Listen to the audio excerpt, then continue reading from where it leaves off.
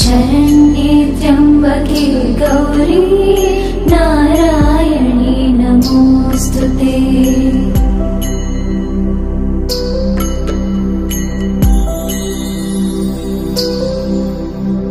सर्वमङ्गलमाङ्गल्ये शिवे सर्वार्थसाधिके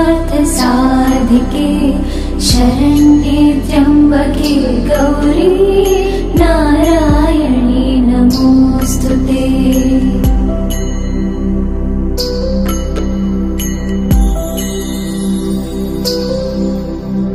सर्वमङ्गलमाङ्गल्ये शिवे सर्वार्थसाधिके शरण्ये त्र्यम्बके गौरी नारायणी नमोस्तुते।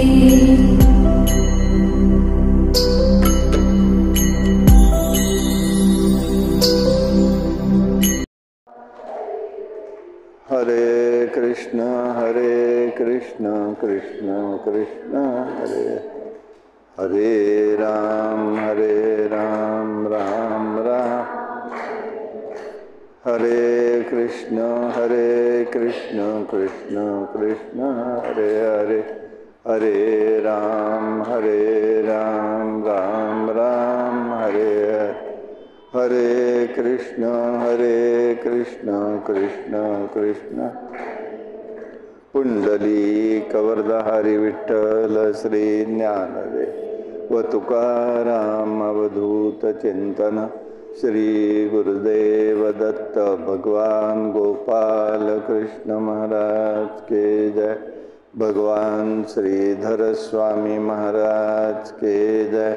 अम्बा माता के जय। जय जय रघुवीर समर्थ। ओम पूर्णमिदं पूर्णात् पूर्णमुदच्यते पूर्णस्य पूर्णमादाय पूर्णमेवावशिष्यते। नमः शान्ताय दिव्याय सत्यधर्मस्वरूपिणे स्वानन्दामृततृप्ताय श्रीधराय नमो नमः।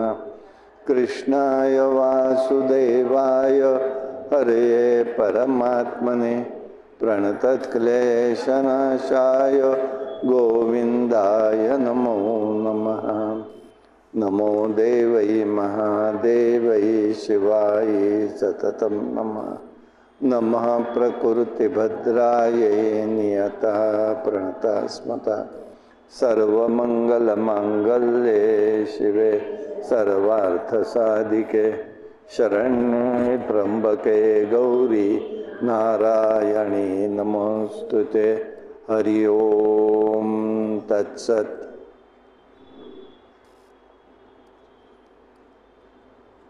व्यास महर्षी जन्मेजयाला भगवतीचं कार्य संपूर्ण चरित्र सांगतायत। धर्माचरणाला सुद्धा एक प्रकारचं बळ असतं। हे सांगण्यासाठी व्यासांनी राजा हरिश्चंद्राचं सगळं चरित्र सांगितलं।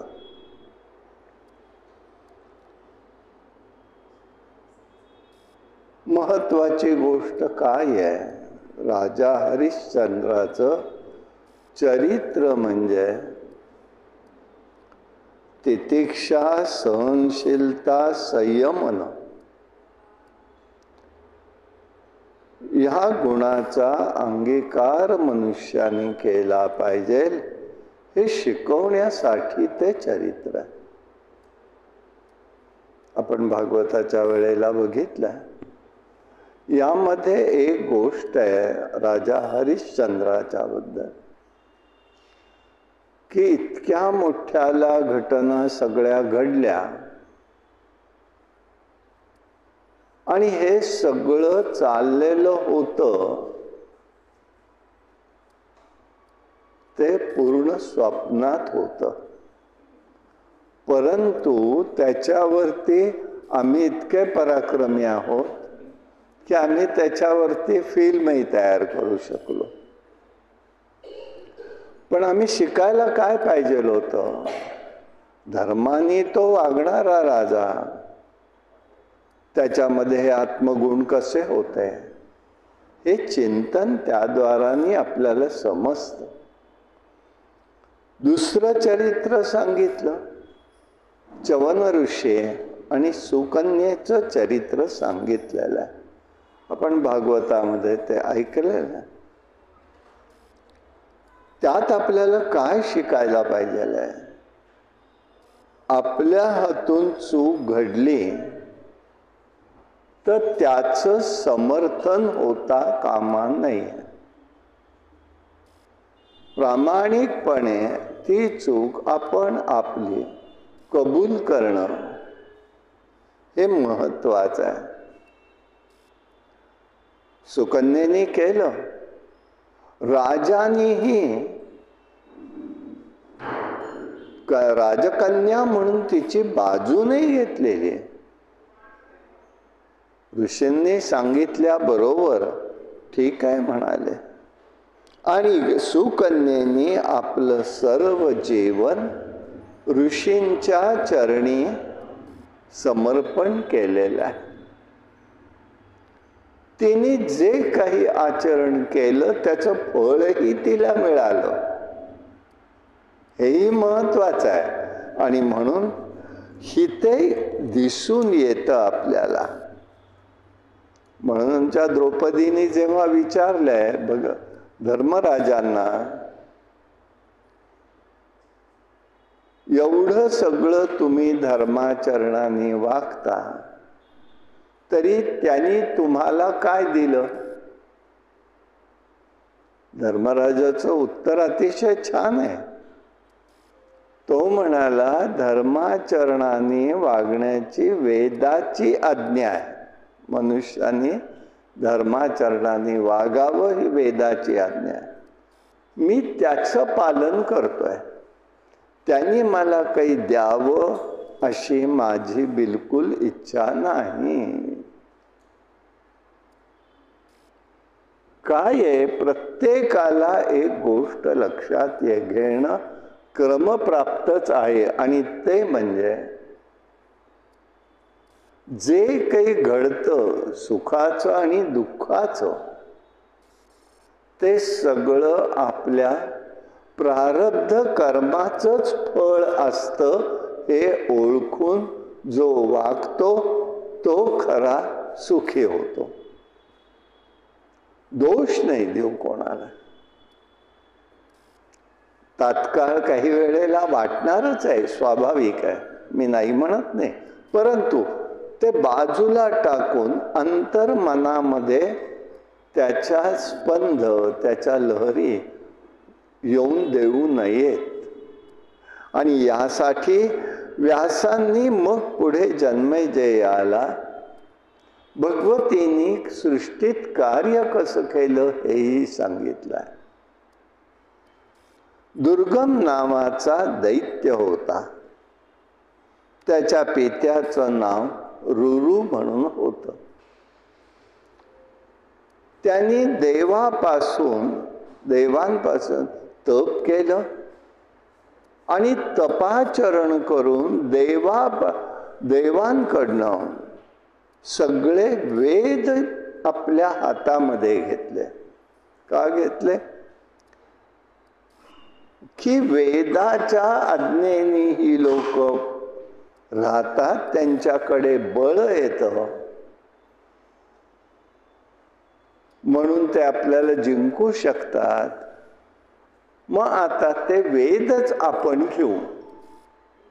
आणि त्याला माहिती आहे तपाचरणाने भगवंताला द्यावंच लागतं हे त्याला माहिती आहे चांगलं. त्याच्यामुळे झालं कसं, त्यांनी सगळं घेतलं आणि वेद तो त्याप्रमाणे स्वतःच्या ताब्यात ठेवलं. इकडे परिस्थिती काय झालं की मनुष्य लोकाचं जीवन ज्याच्यामुळे समृद्ध होतं तिथे आता अधर्म जास्त वाढू लागला.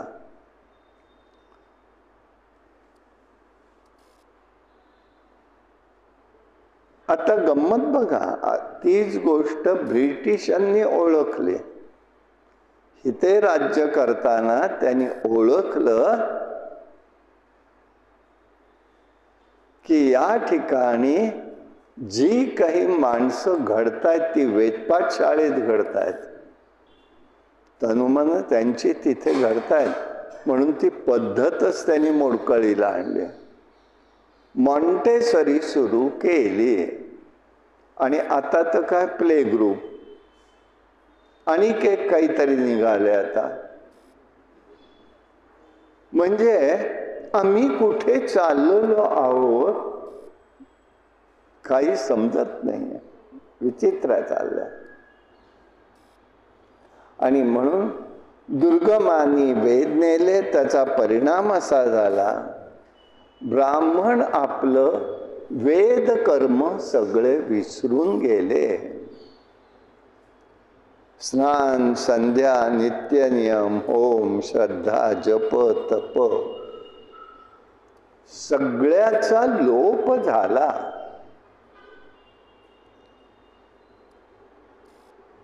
आता काही लोक होती, त्यांच्यात विचार सुरू झाला, अरे असं कशाने व्हायला लागलं, असं का होतंय, असं का होतंय.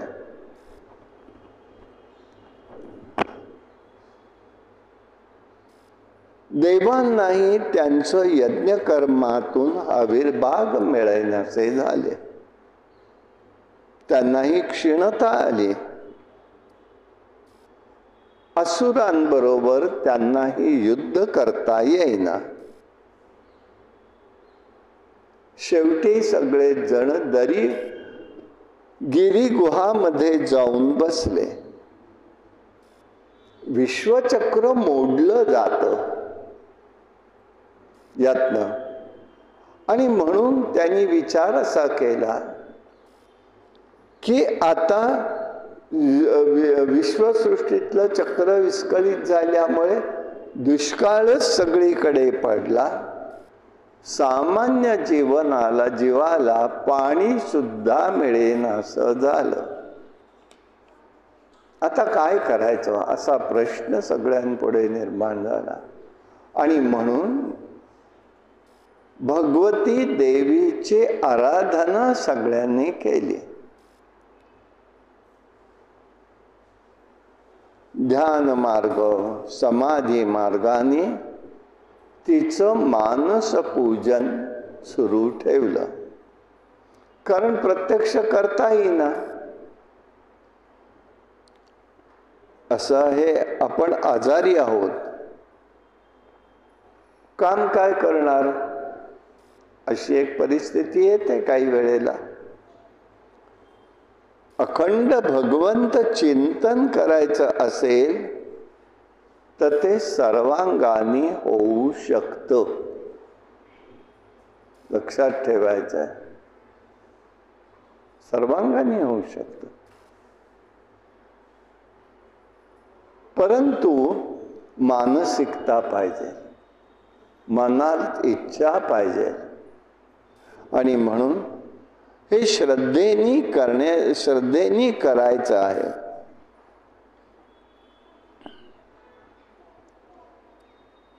काही काळाने मानस पूजेत ब्रह्मदेवांच्या आणि ऋषींच्या ठिकाणी भगवती पार्वतीने आपलं तेजस्वी रूप प्रगट केलं. आणि ती म्हणाली, ठीक आहे, मनुष्याला पहिल्यांदा पाणी मिळू देतो. म्हणून तिने सगळ्यात पहिल्यांदा काय केलं तर एक शताक्ष म्हणजे शतनेत्र संबंध शरीरामध्ये स्वतःच्या निर्माण केले, त्यातनं पाणी दिलं. पाण्याला म्हणून जीवन म्हणतात. जीवाचं रक्षण का विना पाण्याने होऊ शकतं. त्याच्यामुळे तिने पहिलं काय केलं, पाणी दिलं सगळ्यांना. प्रथम तिने जीवाला जीवदान दिलंय.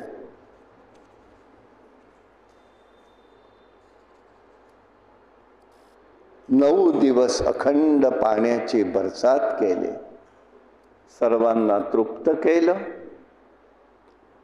जणू कोटी सूर्याचं तेज तिच्या ठिकाणाहून प्रगट झालं. एक कधी बोललोय की नाही आठवत नाही आता मला, पण परत एक सांगून ठेवतो. पावसामध्ये सुद्धा सगळ्या नक्षत्रांचे पावसाचं प्रत्येक नक्षत्राचं वैशिष्ट्य आहे. त्या काळात पाऊस पडला पाहिजे. आताची जी परिस्थिती होतीये ती सगळी अधर्माची लक्षणं आहेत. असो, परंतु पावसातला एक विषय करायचा झाला तर हस्तावरती जो पाऊस पडतो तोच पाऊस संचय करायला योग्य आहे. त्याचं पाणी वर्षभर टिकतं. त्याचं पाणी हे वर्षभर टिकतं. हस्तावरती पाऊस पडला तर, आणि ते जे पाणी असतं त्यांनी संचय 12 महिन्याचा टिकतो. कसा कुठून स्रोत सतत चालू राहतो सांगता येत नाही. चित्रावरती जो पाऊस पडतो तो जो पाऊस जमिनीत मुरावा लागतो, म्हणून हे ऑक्टोबर हीट असते. त्याच्यामुळे खनिज निर्माण होतात त्या पावसाच्या नक्षत्रावरती, त्या नक्षत्राच्या पावसावरती. खनिज, सगळं खनिज म्हणून जे जे आपण म्हणतो ते सगळं त्या पावसाने निर्माण होतं आणि तेही वर्षाला पुरवठा होईल इतकं होतं. आणि चित्रावर पडतं त्यांनी आपल्याकडे मोती निर्माण करून दिले जातात, आणि त्या मोत्याचं नाव आहे बसरा मोती.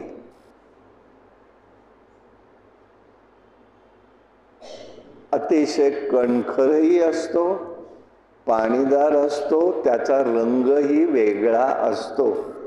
आताचे सगळे मिळणारे मोती हे कल्चर्ड असतात, पिकवले जातात. बसरा मोती केवळ एकमेव तो चित्रा नक्षत्रावरचा असतो. बाकी पाऊस येतोय, वाहतोय, समुद्राला मिळतोय, समुद्राला कसलाही फरक पडत नाही. गंमत आहे बघा. आणि यामुळे त्याचं वैशिष्ट्य आहे. पार्वती देवीने, अंबिकेने हे सगळं रूप धारण केलं, सगळ्यांना पाणी दिलं, आणि मग त्या ठिकाणी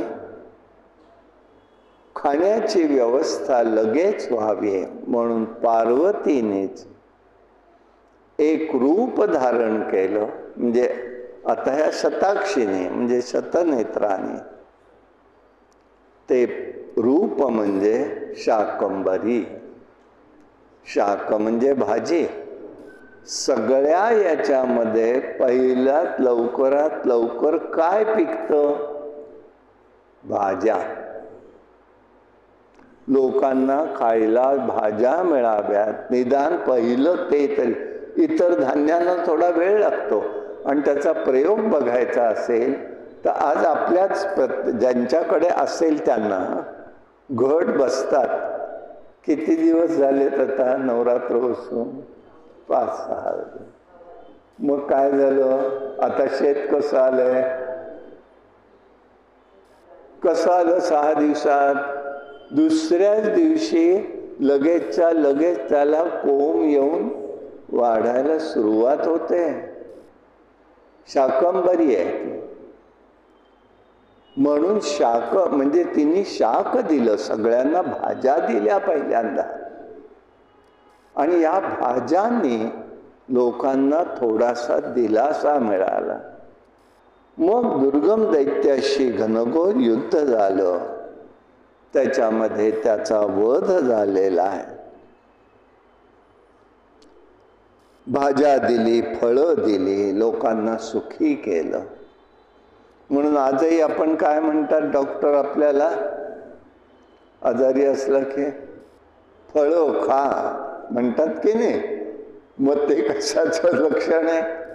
कुठेही आपण आपल्याकडलं सूत्र, निदान आयुर्वेदाचं तरी, निसर्गाला धरू नये सगळं. निसर्गाला धरू नये. आणि त्याच्यामुळे हे सगळी खाण्याला सांगतात ते. पण पाहता पाहता दुर्गम दैत्याचं तेज देवीच्या शरीरामध्ये मिळालं. राजा जन्मेजयाने विचारलं, असं का झालं बाबा?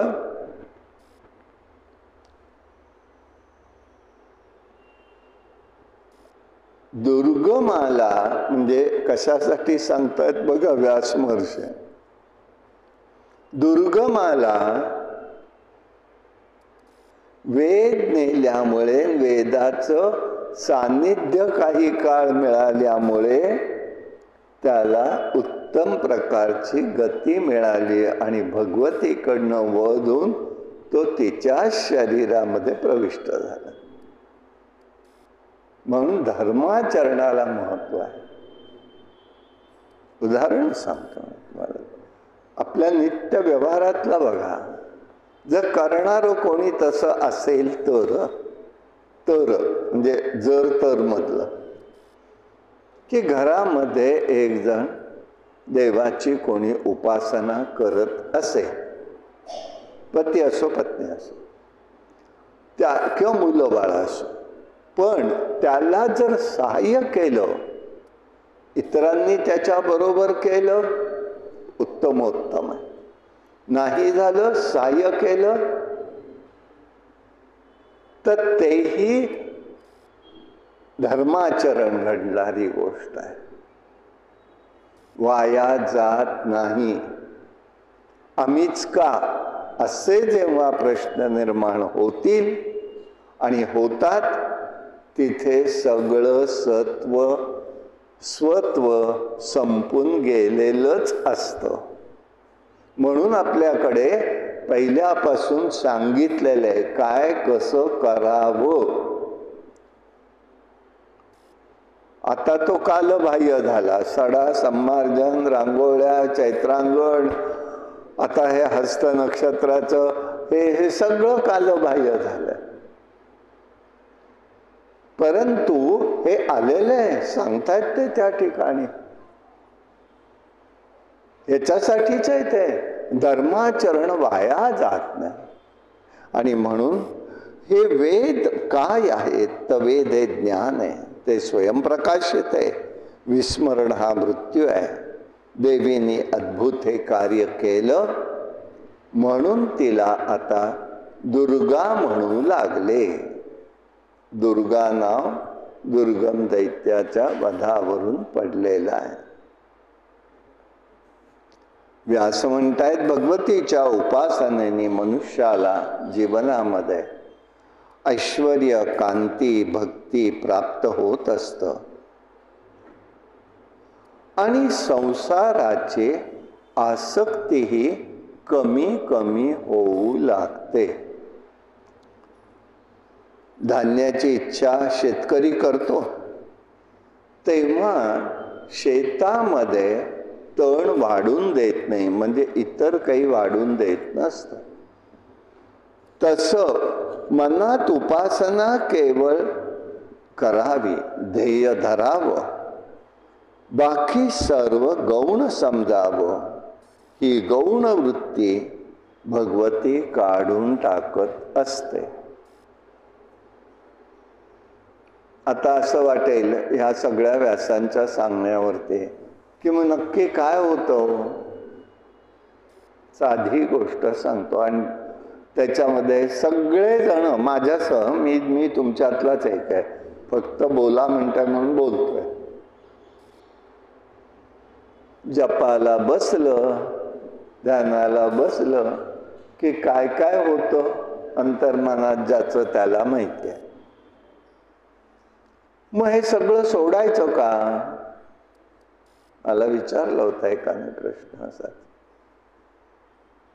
मग काय त्याचा उपयोग आहे आम्ही बसण्याचा करण्याचा? नाही मन लागत, नाही होत. बरं म्हटलं, बरोबर आहे, ते वाटणं स्वाभाविक आहे, पण तरी सोडायचं नाही. मग हे का होतं?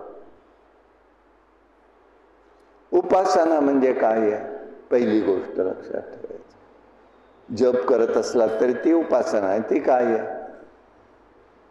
साधन आहे, तप आहे. तापलेल्या तव्यावरती पाणी पडलं काय होतं? रोजचा अनुभव आहे ना, वाफ होऊन जाते, तडतड आवाज येतो, वाफ होते. पण मग आपण पुढे त्याच्यावरती काय जे करायचं असेल ते करायचं सोडतो का ठेवतो? करतोच ना. पोळी असो, भाकरी असो, डोसे असो, काय जे तुम्हाला करायचं ते आहे का नाही? डोश्याला तर पाणी असं शिंपडावं लागतंच. ते झालं की मग त्याच्यावर टाकावा लागतो. हे तर आहे ना, हे उदाहरण रोजचं आपल्याच. तसंच त्या ठिकाणी आहे. आपली पापकर्म जे असतात ती बाहेर पडत असतात, म्हणून हे विचार येतात. घाबरायचं कारण नाही. एक लक्षात ठेवायचं, निष्ठेने चालू ठेवलं हळूहळू हळू तसंच्या तसं तर कुठेतरी आठवण होते का नाही? मला वाटतं सगळ्यांना होते. अरे मी जप करतोय, हा विचार कुठला आला मनात? चला आता सोडून द्या, आता आपण हे करू, जपच करू. ही जागेवर जो परत येतो म्हणजे गायनाच्या शब्दात समेवरती येतो, त्यावेळेला त्याच्यामधला आनंद कळतो. मग सोडायचं का धरायचं? नामजप, नामजप, ध्यान धरायचं का सोडायचं? हे घडतंय ते घडून द्यावं, आवरण्याचा. आणि तुम्ही आवरायला लागलात की तितक्या वेगाने ते तुम्हाला परत खायला उठतं. खायला उठतं हे शब्द सांगतो. तेव्हा अगदी शांतपणे याचा विचार करायचा. आज मला 5 मिनिटं मिळालीत. आणि एक लक्षात घ्या, जप करताना, ध्यान करताना, ध्यानामध्ये एक कुठलंही त्या दिवशीचं आपल्या उपास्य आवडत्या देवतेचं रूप मनात ओळखावं, पाहावं आणि वारंवार तो दिवस त्या रूपाशी तादात्म्य होण्याचा प्रयत्न करायचा. संपलं, इतकंच. नंतर काय आहे? नाम घेतोय ना, ज्याचं घेतो आहे त्याचं स्वरूप आपण आठवत आठवत नाम घ्यायचं. पण नाम घेताना जर ते स्वरूप तात्काळ आलं तर आपला मार्ग, हे पॅरामीटर सांगतोय हा सगळा, आपला मार्ग योग्य चाललेला आहे. आणि ते क्षणभरच चालू राहतं बरं का, नाम आणि रूप. आणि मग पुन्हा ते सगळं आपलं सुरू होतं. पुन्हा तिथे यायचं, पुन्हा यायचं. ही वेळ जेव्हा वाढते तेव्हा आपल्याला आपली साधना फलोन्मुख व्हायला वेळ लागत नाही. घाबरू नका कोणी की मला असं होतं. एकाने मला सांगितलं, अहो आरती करायला लागलं की जांभया येतात. हे सगळे दोष ते जात असतात, बाहेर पडत असतात. पूर्व सुकृतातले दोष बाहेर पडतात. दोष म्हणून त्या दोषांना दोष म्हणून आपण चोंबाळायचं नाहीये, पण त्याच्या आहारी पण जायचं नाही. आणि मग त्याच्यात काय होतं? आमचा कालावधी हा साधनेचा त्या विचारातच जातो, त्या विचारात जातो. होऊ दे, होऊ दे जस, पण नेमाने ठेवा. नित्य नेम नामी तो नर दुर्लभ, लक्ष्मी वल्लभ तया जवळी. माऊली ज्ञानेश्वर महाराज सांगतायत लक्ष्मी म्हणजे काय? पैसा ही लक्ष्मी नाही, धन ही लक्ष्मी नाही, मुक्ती लक्ष्मीच आहे. येईल आपल्याला पुढे कधी. 8 प्रकारच्या लक्ष्मी आहेत. हे सगळं आपल्याला अवतीभोवती आहे. म्हणून व्यासांनी या पद्धतीने विचार सांगितलेला आहे. शक्तीची गरज सर्वांना आहे. एकदा विष्णू आणि शिवांना अभिमान झाला, त्यामुळे लक्ष्मी आणि गौरी हसू लागल्या आणि त्या अदृश्य झाल्या. विष्णू आणि महेश दोघंही निस्तेज झाले, शक्तिहीन झाले. त्यांना अशा अवस्थेत कोणी ओळखलं नाही, ब्रह्मदेवांनी ओळखलं नाही. पण सृष्टीचं कार्य मात्र ठप्प झालं, थांबलं गेलं. ब्रह्मदेवांनी भगवतीची आराधना केली, तिला प्रसन्न करून घेतलं. त्यावेळेला त्यांनी बीज मंत्राची उपासना केली. आणि म्हणून आता ह्या बीजमंत्राबद्दलच एक गोष्ट काल तर बोललोच आहे, काल परवा काय आहे ते, पण त्याच्यात एक भाग लक्षात घ्या. ओम ऐं ह्रीं क्लीं चामुंडा विच्चय. ह्याच्यात क्लीम शब्द जो आहे ना, ते सप्तशतीमध्ये एक क्लीम उवाच ऋषी नाव आहे. क्लीम ऋषीर उवाच, ते ऋषी आहेत. आणि ज्या वेळेला त्या लोकांनी केलेल्या साधनेचं आपण साधना करतो, त्या व्यक्तीचं, त्या ऋषींचं जर स्मरण आपण केलं तर त्यांची तपस्या आपल्या मागे ठामपणे उभी राहते. म्हणून बघा रामरक्षेत का आलेलं आहे आपल्याकडे? बुध कौशिक ऋषी. हे कौशिक ऋषी जे आहेत त्याला महत्व आहे. ते देतायत पाठोपाठ, आपली शक्ती उभी करतात. म्हणून त्यांचं त्याच्यात स्मरण करून करायचं आहे. आपल्याकडे हे बारकावे खूप मोठे महत्वाचे आहेत. हे त्याच्यामध्ये स्मरण आहे सगळं. आणि म्हणून तिथे त्यांनी केली. मग भगवतीला ब्रह्मदेवाने दक्ष प्रजापतीने प्रार्थना केली, माझे घरी तू जन्माला ये. पण त्या ठिकाणी ब्रह्मदेव त्या ठिकाणी विचारतायत, बाई तुझी स्थान आणि पूजाविधी तरी आम्हाला सांग, काय असतो? पुष्कळ मोठा सविस्तर विषय आहे बरं का. तो असा एवढ्या वेळात संपणारा नाही. फक्त आता आपण बघतोय थोडा थोडा का विना. भगवतीने सांगितलं, माझ्या प्रेरणेने गौरी आणि लक्ष्मी ही उत्पन्न झालेली आहे. म्हणजे ही महाशक्ती, तिच्यातनं या दोन्ही उत्पन्न झाल्या. माया बीजाने संपूर्ण विश्व निर्माण केलं. सृजनशीलता ध्यान योगाच्या माध्यमातनं माझं सच्चिदानंदाचं ध्यान करावं. म्हणून माऊली ज्ञानेश्वरांनी छान अभंगच केलाय त्याचा. तू विटेवरी सखये बाई हो करी कृपा, तू लावण्य सुंदर हो करी कृपा, उजळला दीपा बोध करी सोपा, येऊनी लवलाई सच्चिदानंद अंबाबाई हो करी कृपा, सच्चिदानंद अंबाबाई हो करी कृपा. ती सच्चिदानंद आहे. काय संतांनी पाहिलंय एक एक गोष्टीमध्ये. ये इवो ये रंगा, ये इवो ये रंगा, विठाई इठाई माझे कृष्ण एक नाही रंगा, विठाई इठाई माझे कृष्ण एका नाही रंगा ये इवो ये रंगा ये इवो ये रंगा.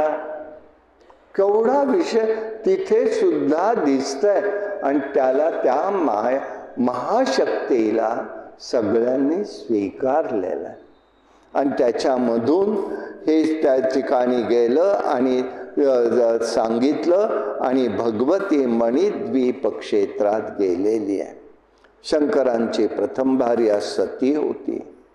त्या सतीचं चरित्र व्यासांनी पुन्हा हिते सगळं सांगितलेलं आहे. तिच्यापासून 51 शक्तिपीठ झाली.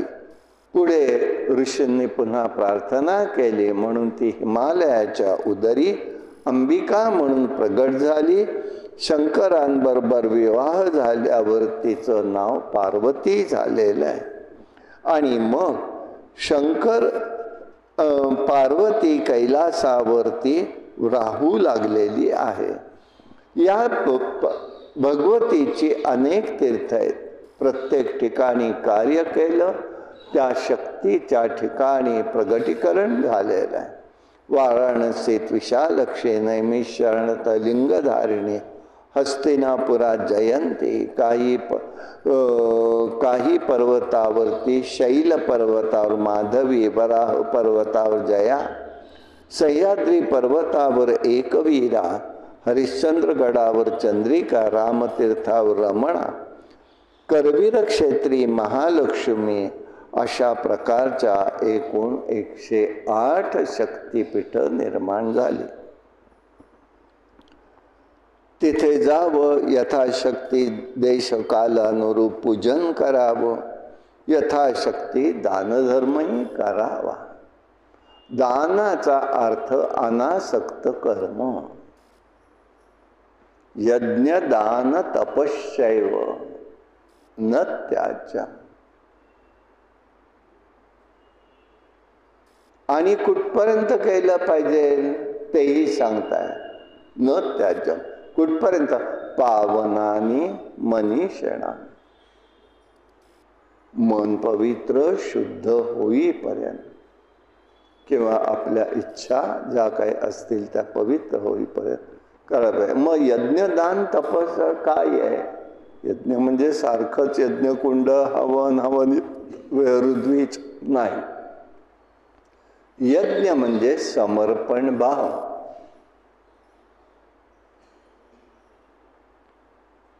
दान म्हणजे अनासक्त कर्म.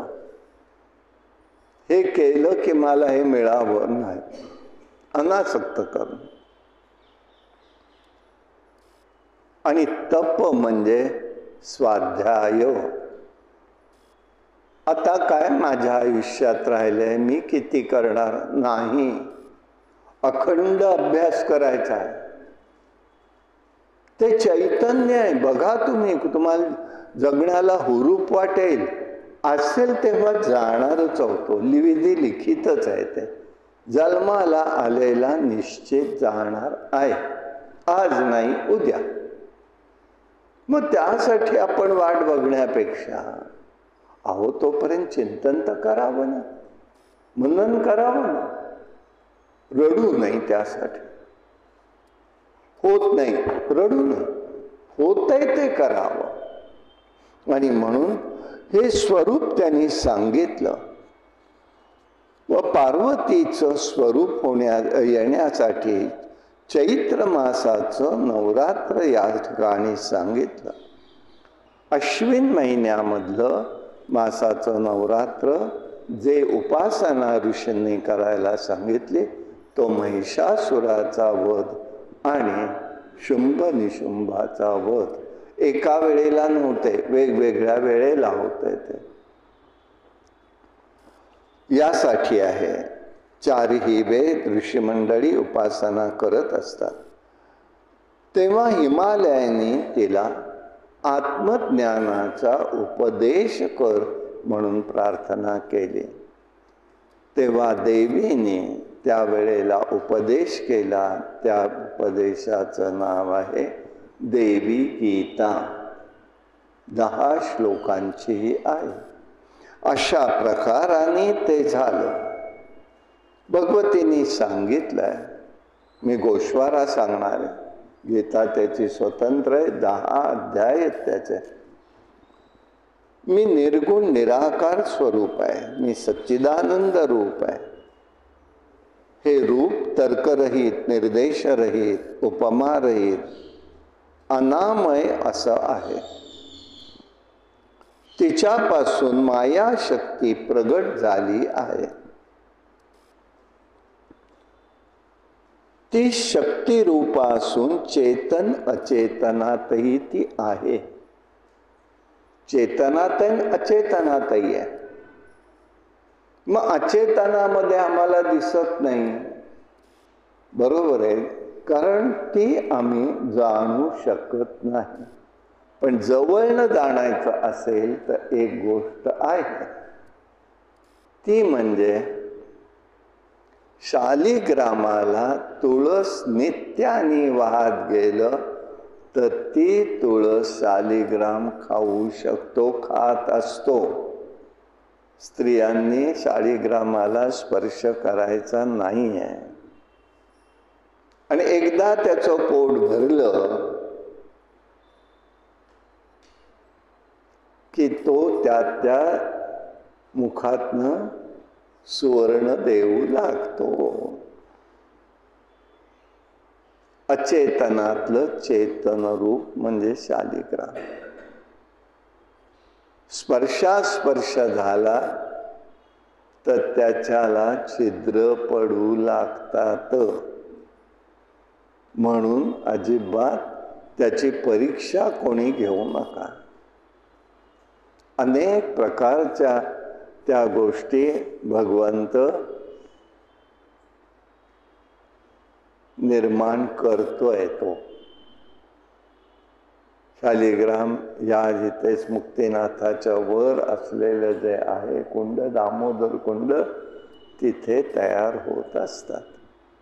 आणि ते साक्षात विश्वकर्मा तिथे पडत असलेल्या पत्थरातनं हे सगळं निर्माण करत असतो.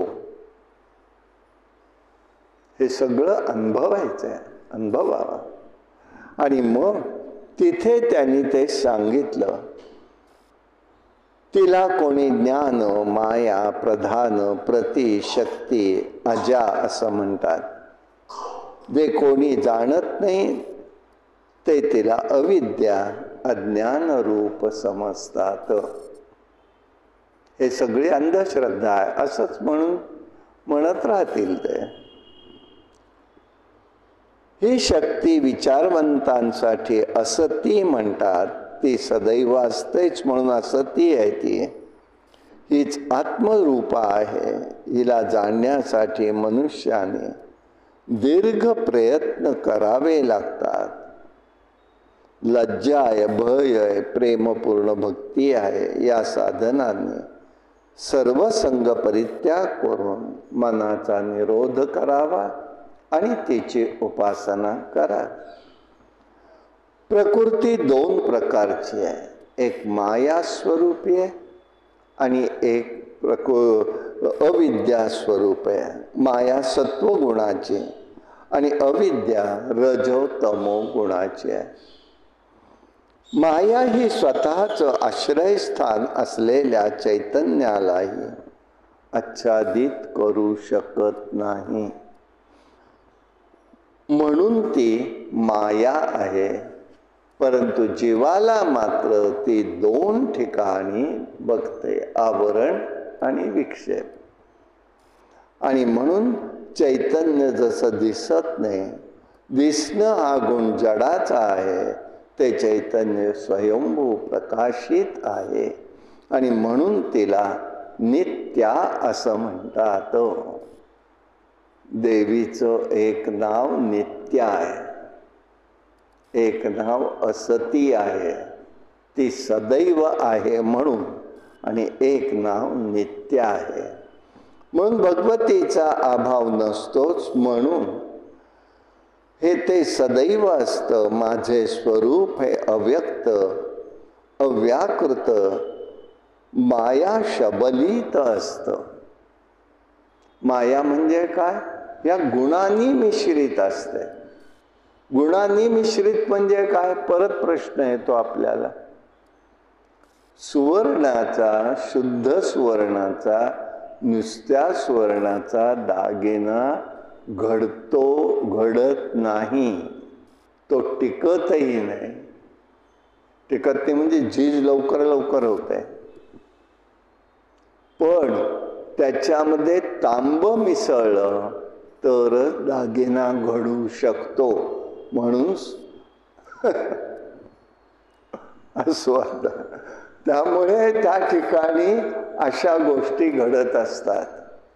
ते ओळखायचे. त्याला शबलीत ब्रह्म म्हणतात. जगद्गुरु शंकराचार्यांनी हे विश्व म्हणजे शबलीत ब्रह्म आहे असाही एक विचार मांडलेला आहे. काम शबलीत आहे, ह्याच्यात गुण मिसळलेत, सत्व रज तम. आणि यासाठी हे जे आहे तेव्हा सुखदुःखाचा अनुभव घेणारा जीव असतो. अविद्येत ईश्वराचं प्रतिबिंब असतं. जीवात्मा शिवात्मा आहे हे सांगतायत. जीवासाठी विश्वनिर्मिती आहे. माया शक्तीने हे विश्व निर्माण केलेलं आहे. माया दोन प्रकारची आहे. परमार्थ दृष्ट्या माया मुळापासून भिन्न नाही आणि व्यवहार दृष्ट्या जी विद्या आहे ती माया आहे. ती माया आहे. आणि म्हणून या विश्वात सूत्रात्मा मीच आहे. सूत्रात्मा म्हणजे काय?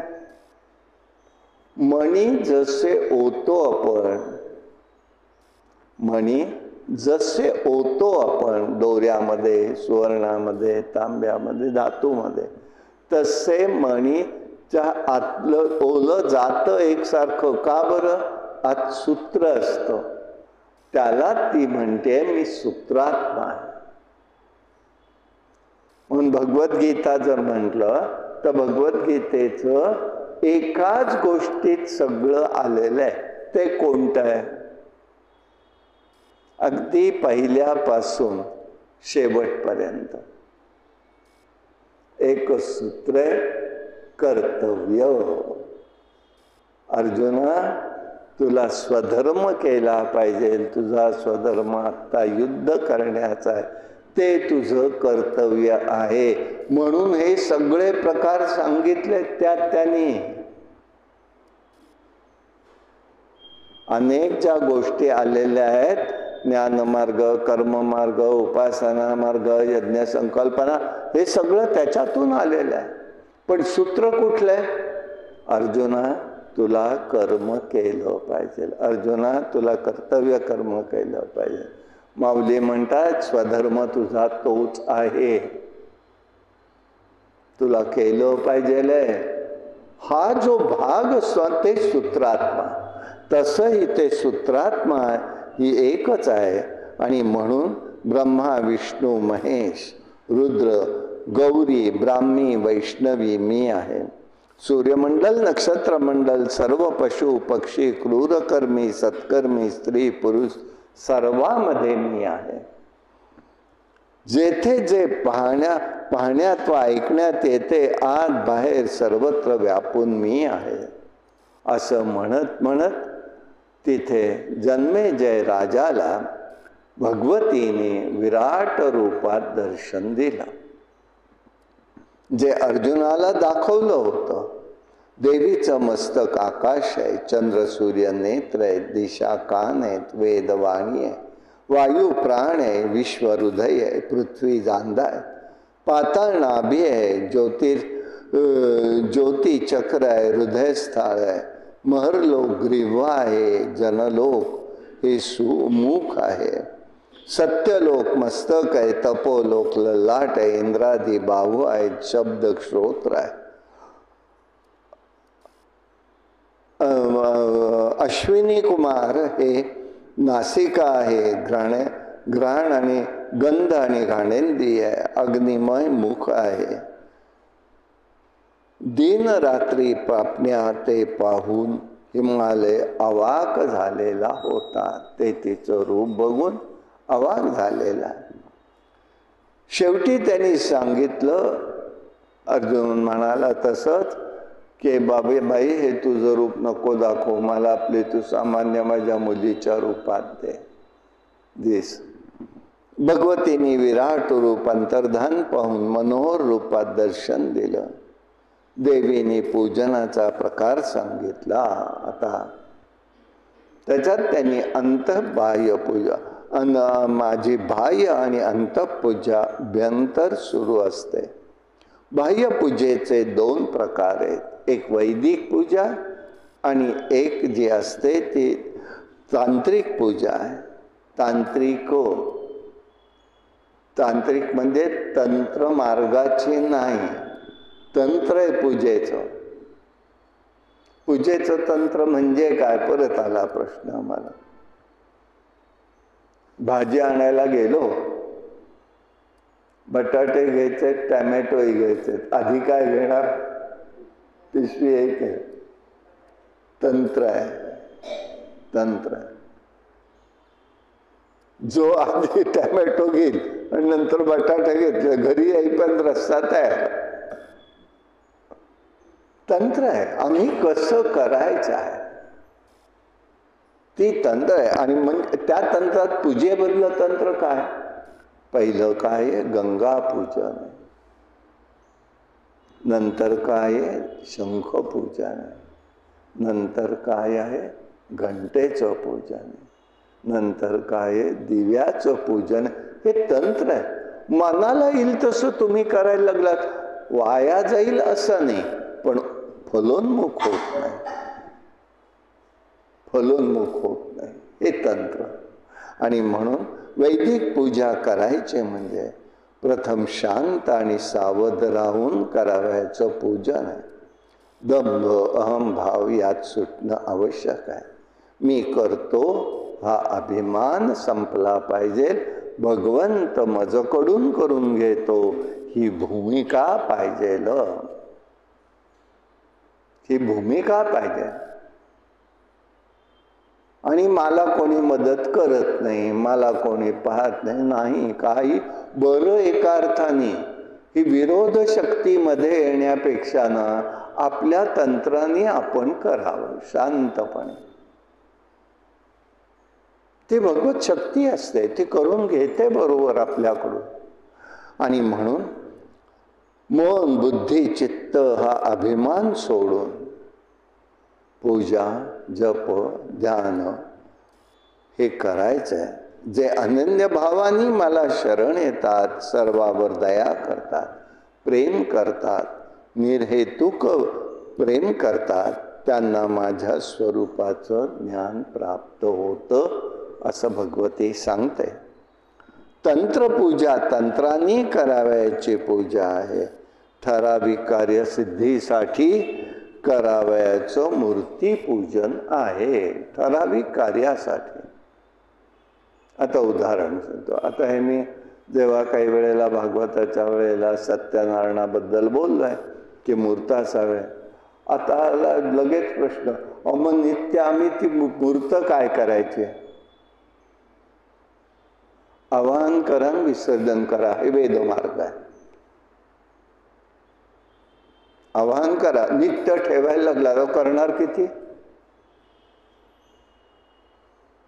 मागे एक जणांनी मला विचारलं, अहो माझा इतका पूजेत वेळ जातो, 3 पिढ्याचे आमचे देव सगळं मोठं घर म्हणून आमच्याकडे राहिले, सगळे आपापल्या घरी निघून गेले, आणि देव सगळ्यांचे काय काय आहे आज झालं. प्रत्येकाच्या लग्नामधले अन्नपूर्णा आणि बालकृष्ण घरात येऊन इतके झालेत, परात भर देव झाले. आता मी करू काय? आता काय सांगणार हो अशा वेळेला? मग ज्याचं त्याला न्यायला कोणी तयार नाहीत म्हणाले. मी विसर्जन करू टाकू नको म्हटलं. अजिबात करू नका विसर्जन. ज्या कोणाला मिळेल त्याला वाटेल मला प्रसाद मिळाला आणि त्याच्या गळ्यात नको ते पडेल, काही करू नका. सरळ म्हटलं मोडीत टाका, वस्तू करा, नाही तर देवाला देवाचं समर्पण करा, तुम्ही वापर करू नका. काय सांगणार, किती पिढ्या ठेवायचं आणि किती पुढल्या पिढीने न्यायचं, ह्याचा विचार केला गेला पाहिजे. लो प्रॅक्टिकल आहे. जेच सोन्याचं असेल सोनं, चांदीचं असेल चांदीचं, पितळेचं असेल पितळेचं, जे असेल ते हो ठेवणार किती, हे प्रॅक्टिकल बघा. द्विधा परिस्थितीत सांगू नका. एक एक गोष्ट नित्य व्हायला पुढच्या काळात आपल्याला व्हायला सुद्धा मुश्किल असतं. नाही मोड्यात घेतात ना, या दुकानामध्ये घेतात. हो नाही द्यायचंच नाही, द्यायचंच, देऊही नका, अवमान करू नका, करून घेऊ पण नका, देवतेचाही करू नका. काही आता त्याचा उपयोग नाही हो. त्यातलं दैवत्व संपलेलंच. अहो 3-3 पिढ्या म्हणजे विचार कर, ती माणसं सुद्धा गेलेली असतात, पण ते देव तिथेच त्यांनी ठेवलेले. कोणी मोठ्या घरी मोठ्या घरी करतील, आम्हाला काय त्यांच्याशी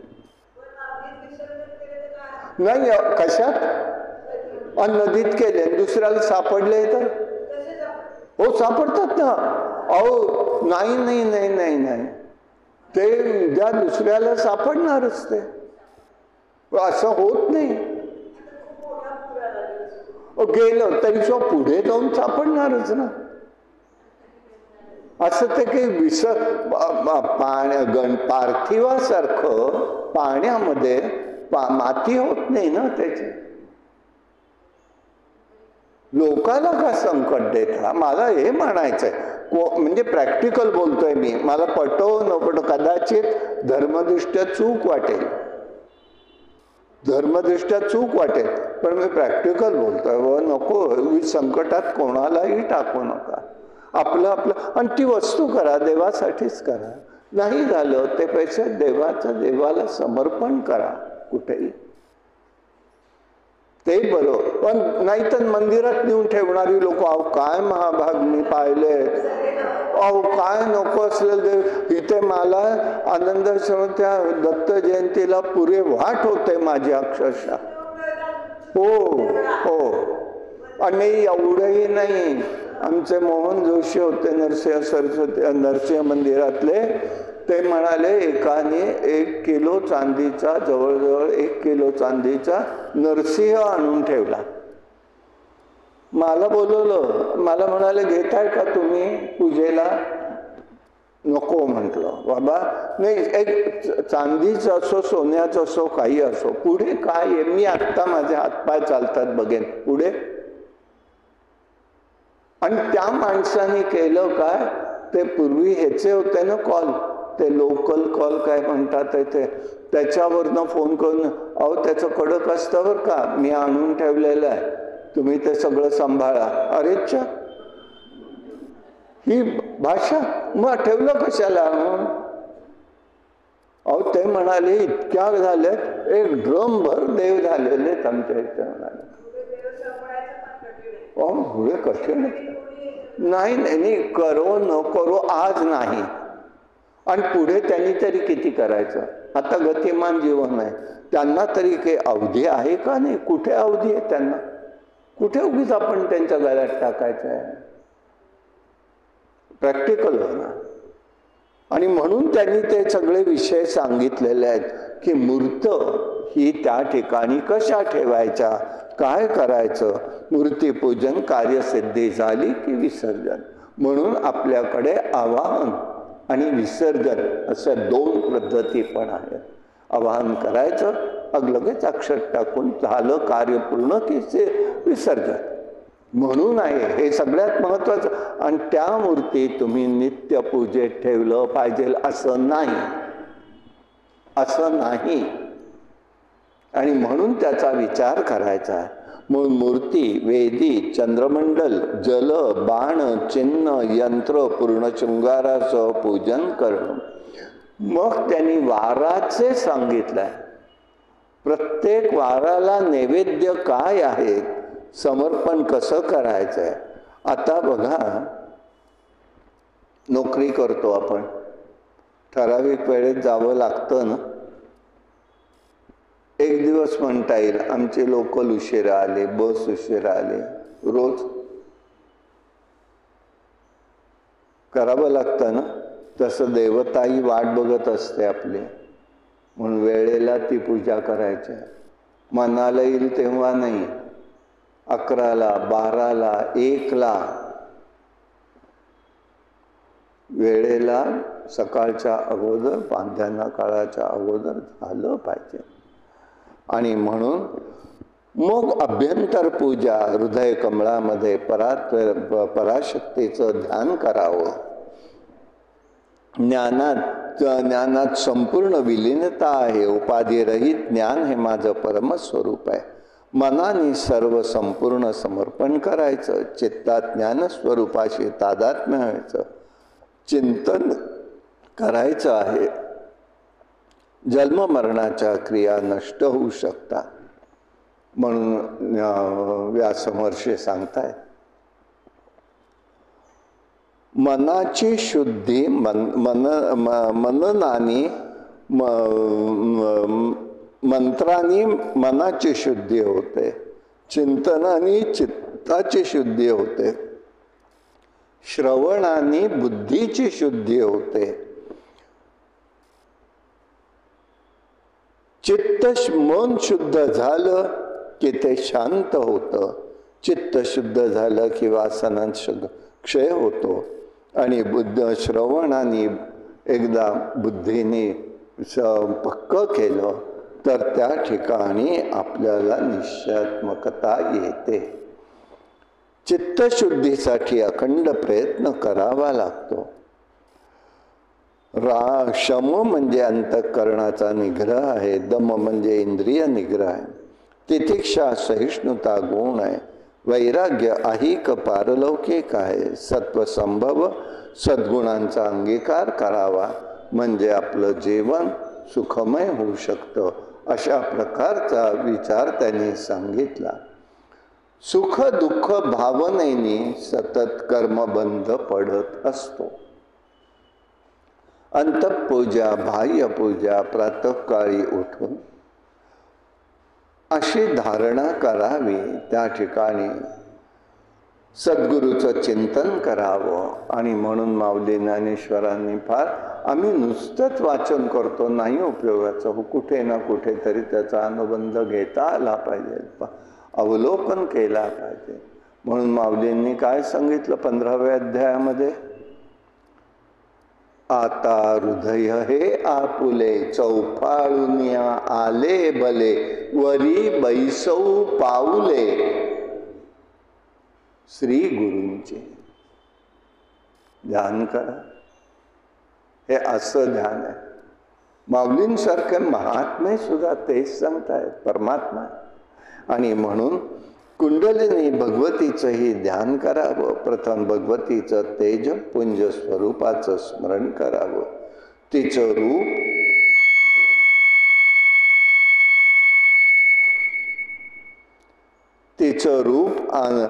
जे आहे ते अमृतमय आहे. सुषुम्ना नाडीत ते अवलोकनात आहे. ते आनंद रूप आहे. शिखेमध्ये सच्चिदानंद रूप आहे.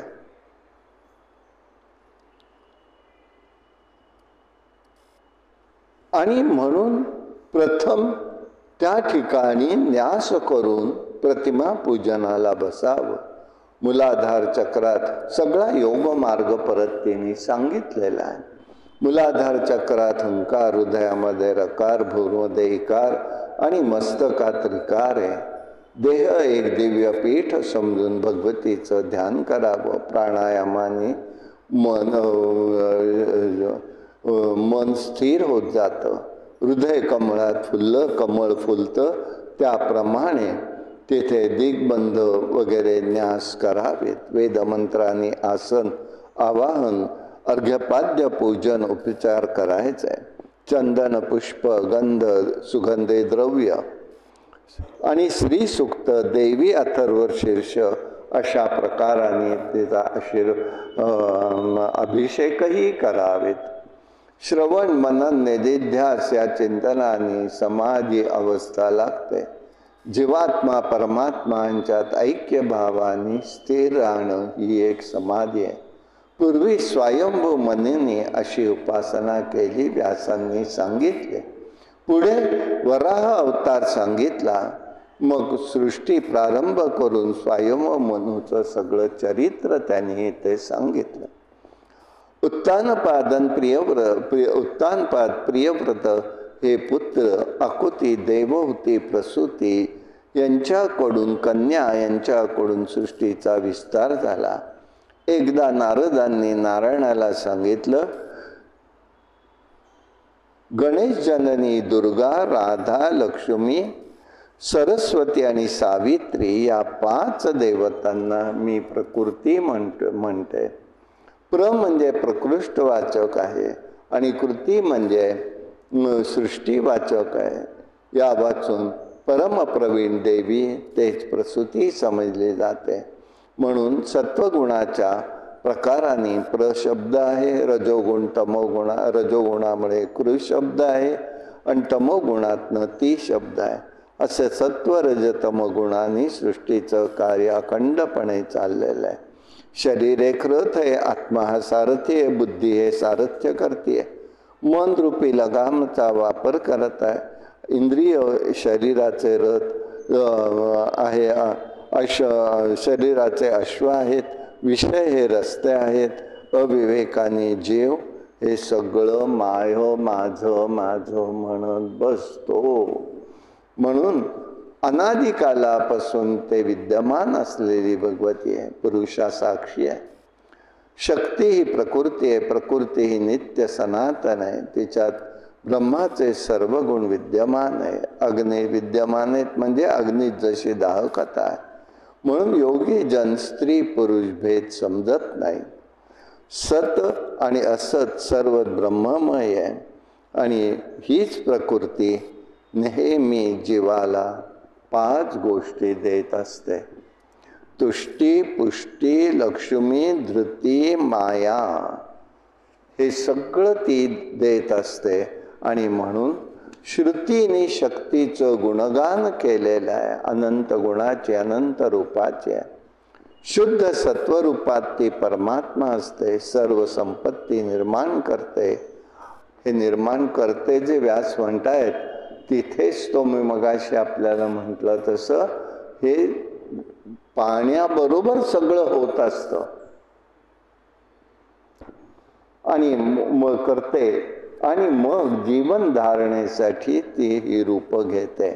विष्णू सान्निध्यात ती विष्णुप्रिय आहे. स्वर्गामध्ये स्वर्गलक्ष्मी, घरात गृहलक्ष्मी, पशुत गजांतलक्ष्मी, परमार्थात भक्तिलक्ष्मी. रोज 8 लक्ष्मींचं स्मरण करावं. ज्ञानलक्ष्मी, धनलक्ष्मी, अधिलक्ष्मी, ऐश्वर्यलक्ष्मी, वीरलक्ष्मी, गजलक्ष्मी, भक्तिलक्ष्मी, विजयालक्ष्मी या 8चं निदान स्मरण तरी करावं असं त्यांचं सांगणं आहे. वेदाचरणाने जीवाच्या वासनाचा ओढ कमी होतो, धर्माचरणानेही कमी होतो. यासाठी आपोआप संयम घडतो. हाच अभ्यास होतो. निर्विषय आत्मसुखाची वासना त्या ठिकाणी गोष्ट वाढते आणि संसारात सर्वत्र क्षेम लाभतो, आनंद असा आत्मानंद लाभतो. यासाठी जीवनामध्ये रामाचा आदर्श सदैव डोळ्यासमोर हवा. कृष्णाचं नीतिमय जीवन बघावं, त्याचं चरित्र बघावं, लीलांचा आस्वाद घ्यावा, श्रवण मननाने शुद्ध व पवित्र व्हावं. यासाठी या सर्व गोष्टी त्यांनी या ठिकाणी सांगितलेल्या आहेत. यासाठी सध्याच्या भौतिक विकासात वासना अधिक वाढत असतात. वैदिक अधिष्ठानात वासना क्षीण होत जातात. हे समजण्यासाठी ईश्वराची कृपा आणि भगवतीची कृपा हवी आहे.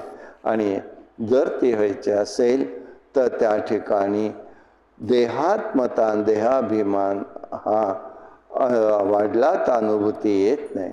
सगळ्यात महत्त्वाचं लक्षात ठेवायचं, कोणत्याही गोष्टीचा अतिरेक होता कामा नये.